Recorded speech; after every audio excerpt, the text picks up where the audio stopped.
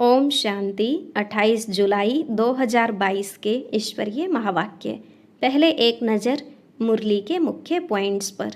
बाबा ने कहा, पहले हर बात में तुम कांटे थे, हर कर्मेंद्रिय से एक दो को दुख देते थे।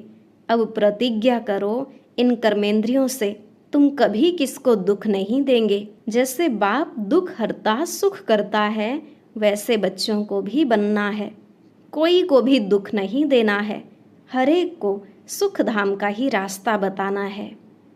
यहाँ आशीर्वाद व कृपा की बात नहीं है, यहाँ तो बाप सहज राजयोग और ज्ञान की शिक्षा देते हैं। ऐसे भी नहीं कि उनको देखने से ही कोई देवता बन जाते हैं, नहीं, यहाँ तो पढ़ना होता है। फिर बाबा ने कहा, बच्चे, आधा कल्प भक्ति करते करते तुम थक गए हो। इस पढ़ाई में थकने की बात नहीं है, इसमें तो और ही खुशी होती है, क्योंकि यहाँ सच्ची कमाई है। कमाई में कभी उबासी व झुटके नहीं आने चाहिए। धारणा कच्ची है, नॉलेज की वैल्यू का पता नहीं है, तब सुस्ती आती है।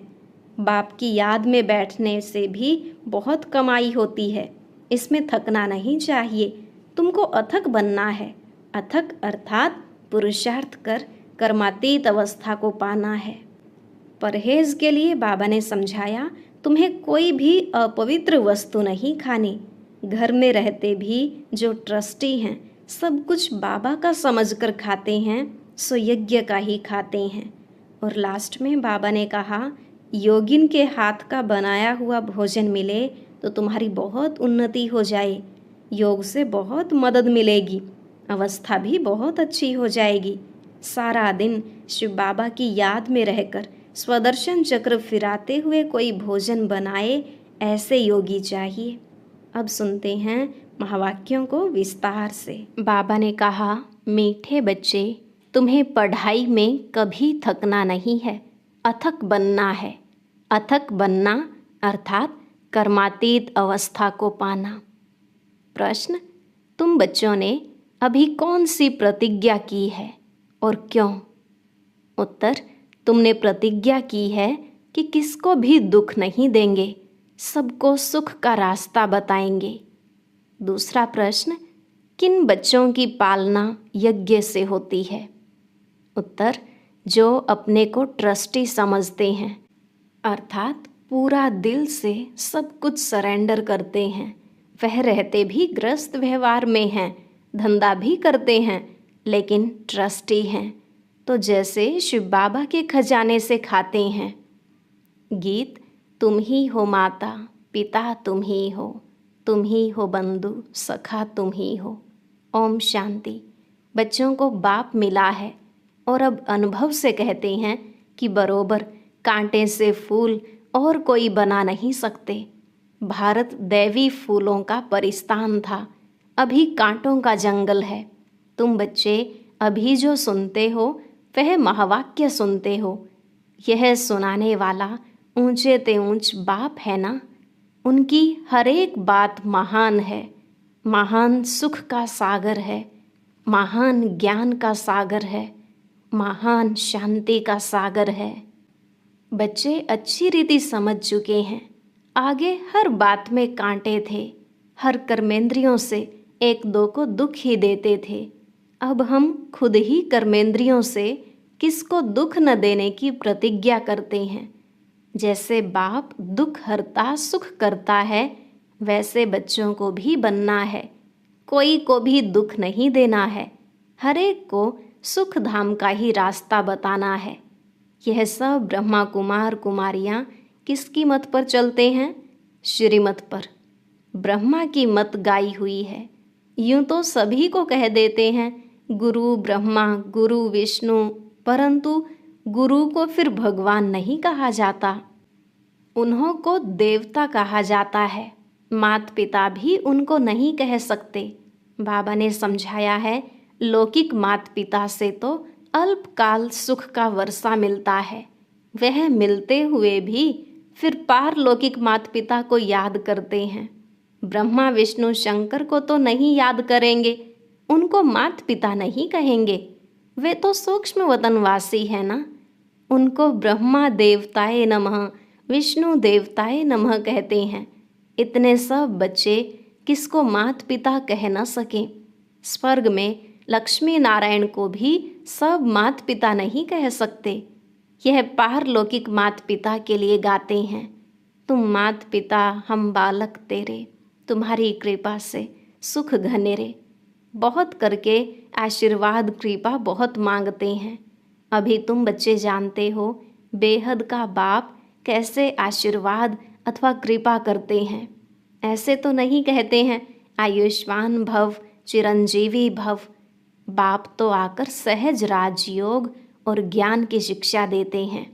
आशीर्वाद व कृपा भक्ति मार्ग में ढेर देते हैं एक दो को। अच्छी दृष्टि रखना, दया दृष्टि रखना, सो तो परमपिता परमात्मा के सिवाय कोई रख ना सके। ऐसे नहीं कोई देखने से देवता बन जाते हैं, नहीं। यहाँ तो यह पाठशाला है। पाठशाला में पढ़ना होता है। अभी तुम जानते हो वही निराकार इस साकार तन में आए हैं। मम्मा बाबा दादा यह कुटुंब हुआ ना, ईश्वरीय परिवार। इतनी बड़ी पाठशाला थोड़ा शहर से दूर होनी चाहिए। यहाँ भी देखो शहर से कितना दूर है, कितना सन्नाटा लगा हुआ है, क्योंकि हमें चाहिए ही शांति। हमको जाना है शांति धाम। शांति धाम किसको कहा जाता है यह अब तुम समझते हो। आत्मा तो है ही शांत स्वरूप, मन को शांति चाहिए, ऐसे नहीं कह सकते। आत्मा में ही मन बुद्धि है ना। आत्मा शरीर अलग अलग हैं। नाक कान आदि को शांति नहीं चाहिए, शांति चाहिए आत्मा को। आत्मा में ही सारा पार्ट भरा हुआ है। वह इमर्ज तब होता है जब शरीर मिले। आत्मा में ही सारा खेल भरा हुआ है। इतनी छोटी सी आत्मा में कितना पार्ट है। शरीर मिलने से ही वह पार्ट बजाएगी। यह भी अभी तुम जानते हो। बरोबर देवी देवता धर्म वाली आत्मा में ही 84 जन्मों का पार्ट है। यह अभी तुम जानते हो, सतयुग में नहीं जानेंगे। इस समय ही गाया जाता है हीरे जैसा जन्म अमोलक, क्योंकि तुम अभी ईश्वरीय औलाद बने हो। मम्मा बाबा कहते हो ना, अज्ञान काल में जो गाते थे तुम मात पिता, यह किसकी महिमा है यह भी नहीं जानते थे। तुम प्रैक्टिकल में अभी सुख घनेरे का वर्षा ले रहे हो। अभी समझते हो कि जन्म जन्मांतर शास्त्र पढ़ते भी नीचे ही उतरते आए। यह भी ड्रामा में नोंद है। भक्ति करनी ही है, न भक्ति बदलनी है न ज्ञान बदलना है। भक्ति की बड़ी सामग्री है। वेद शास्त्र अथाह हैं। लिस्ट निकालो तो बड़ी लिस्ट हो जाएगी। सारी दुनिया में क्या क्या कर रहे हैं, कितने मेले मलाखड़े आदि होते हैं। अब बाप कहते हैं बच्चे आधा कल्प भक्ति करते करते थक गए हो। इस पढ़ाई में तो थकने की बात ही नहीं, इसमें तो और ही खुशी होती है, क्योंकि यहाँ है कमाई। कमाई में कभी उबासी व झुटके नहीं आने चाहिए। धारणा कच्ची है, नॉलेज की वैल्यू का पता नहीं है तो सुस्ती आती है। बाप की याद में बैठने से भी बहुत कमाई होती है, इसमें थकना नहीं है। विवेक कहता है तुमको अथक जरूर बनना है। पुरुषार्थ करते अथक अर्थात कर्मातीत अवस्था को पाना है। अब जो पुरुषार्थ करेंगे, माला कितनी छोटी है, प्रजा तो बहुत बनती है। बाप तो पुरुषार्थ कराते रहते हैं, कहते हैं फॉलो फादर मदर। बच्चे तो ढेर है ना। प्रजापिता ब्रह्मा के भी एडॉप्टेड बच्चे हैं ना। शिव बाबा के एडॉप्टेड बच्चे नहीं कहेंगे। शिव बाबा के बच्चे अर्थात आत्माएं तो हो ही। अज्ञान काल में भी शिव बाबा कहते रहते हैं, परंतु शिव बाबा कौन है, उनका क्या पार्ट है, यह कोई भी नहीं जानते हैं। शिव बाबा कहते हैं मेरा भी ड्रामा में पार्ट नोंधा हुआ है। ऐसे नहीं जो चाहूँ सो करूँ, हमारा भी जो पार्ट होगा वही चलेगा ना। इसमें कृपा व आशीर्वाद मांगने की बात ही नहीं है। बाप जानते हैं कि बच्चों की पालना कैसे करनी है, ज्ञान और योग से। तुम्हारी पालना है ही ज्ञान और योग की। मुझे कहते ही हैं बाबा, क्योंकि रचयिता ठहराना तो जरूर बाबा कहेंगे। लौकिक माँ बाप होते हुए भी पारलौकिक बाप को याद करते हैं। अभी तुम जानते हो पारलौकिक माता पिता ऐसे हुए हैं, हमको राजयोग सिखा रहे हैं। हाँ, शरीर निर्वाह तो सबको करना ही है। परहेज के लिए यह समझाया जाता है, अपवित्र कोई वस्तु नहीं खानी है। बाकी घर में तो रहना ही है। सरेंडर हो गया ना बाबा, यह सब कुछ आपका है। बाबा का सब कुछ समझकर चलते हैं तो वह जो खाते हैं सो यज्ञ का ही है। हम ट्रस्टी हैं, हम यज्ञ का खाते हैं।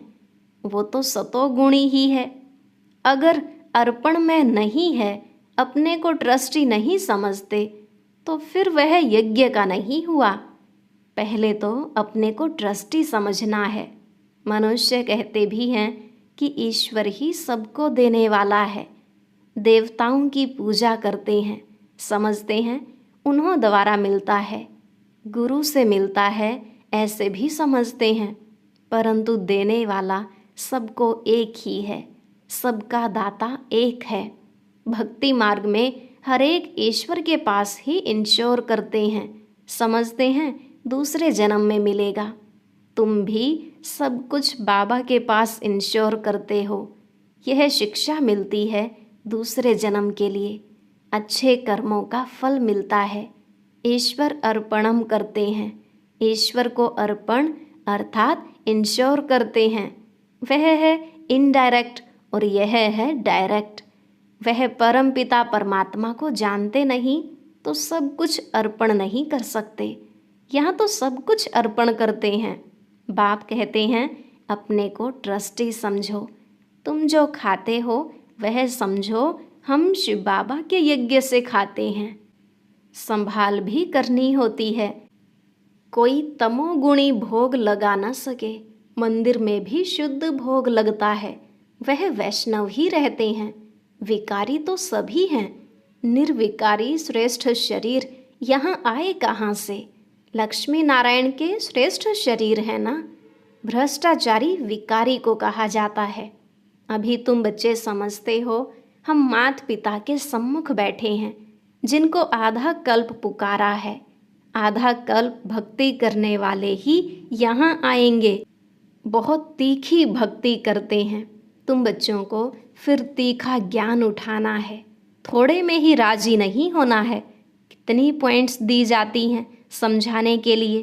बुढ़िया तो इतना समझ न सके, उनको फिर बाबा कहते हैं तुम किसको सिर्फ यह समझाओ कि पारलौकिक बाप का परिचय है तो उस बाप को याद करो। तुम भक्त हो, वह भगवान है। भगवानुवाच तुम मेरे को याद करो तो तुम मेरे मुक्तिधाम में आ जाएंगे। कृष्ण कहेंगे मेरे वैकुंठ धाम में आ जाएंगे। पहले तो निर्वाण धाम में जाना है तो जरूर निराकारी बाप को याद करना पड़े। कृष्ण भी देहधारी हो गया, उनको याद करना गोया 5 तत्वों के विनाशी शरीर को याद करना।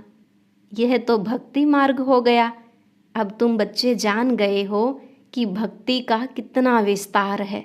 सेकंड में इस ज्ञान से स्वर्ग का वर्षा मिल जाता है। दिन के बाद रात और रात के बाद दिन। भक्ति है रात। ठोकरें खाते हैं ना, इसलिए नाम ही रखा है अंधियारी रात। जानते भी हैं ब्रह्मा का दिन, ब्रह्मा की रात। विष्णु के लिए क्यों नहीं कहते? यह ज्ञान अभी मिलता ही तुम ब्राह्मणों को है, इसलिए ब्रह्मा के लिए गाया हुआ है। ब्रह्मा ही दिन और रात को जानते हैं। ब्रह्मा जानते हैं अब रात पूरी हुई, दिन होना है। ब्राह्मणों का दिन और रात, यह समझने की बात है ना। विष्णु ऐसे नहीं कहेंगे हमारी रात और दिन। तुम कह सकते हो इस ज्ञान से ही हम इतनी ऊंची प्रारब्ध पाते हैं। फिर यह ज्ञान गुम हो जाता है। ड्रामा में यह शास्त्र आदि भी नोंधे हुए हैं, फिर वही शास्त्र बनेंगे, जिसके लिए कहते हैं परंपरा से चले आते हैं। ऐसे नहीं कि धरती से शास्त्र निकल आएंगे, बाप आकर सत्य बतलाते हैं। यह भक्ति मार्ग की सामग्री फिर से वही निकलेगी।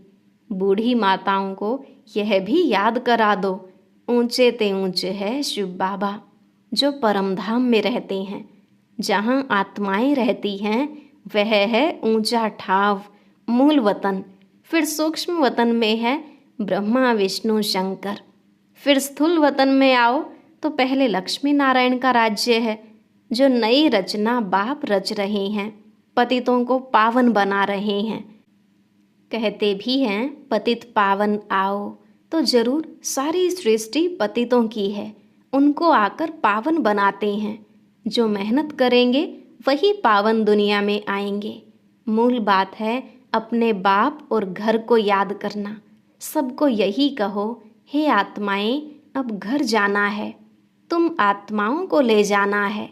शरीर तो सबके खत्म हो जाएंगे, आत्मा के नाते सब भाई भाई हैं, ब्रदर्स हैं, फिर शरीर के नाते भाई बहन हैं। बहुत मीठी मीठी बातें हैं। तुम यहाँ हॉस्टल में बैठे हो, तुम यहाँ के रहवासी हो। हॉस्टल में इसलिए रखते हैं कि बाहर का खराब संग न लगे। यहाँ तुमको निर्विकारियों का संग है। अच्छा, आज तो ब्रह्मा भोजन है, शिव बाबा तो खाते नहीं हैं, वह तो अभोगता है। देवताओं को ब्राह्मणों का भोजन अच्छा लगता है, क्योंकि इस ब्राह्मणों के भोजन से देवता बनते हैं। तो ब्राह्मणों के भोजन का कितना महत्व है, उनका बहुत असर पड़ता है। तुम्हें पक्के योगियों का भोजन मिले तो बुद्धि बहुत अच्छी हो जाए। सारा दिन शिव बाबा की याद में रहकर कोई स्वदर्शन चक्र फिराते भोजन बनाए, ऐसे योगी चाहिए। पवित्र तो बहुत होते हैं, विधवा माता अथवा कुमारियाँ भी पवित्र होती हैं, परंतु योगिन भी हो। योगिन के हाथ का बनाया हुआ भोजन मिले तो तुम्हारी बहुत उन्नति हो जाए।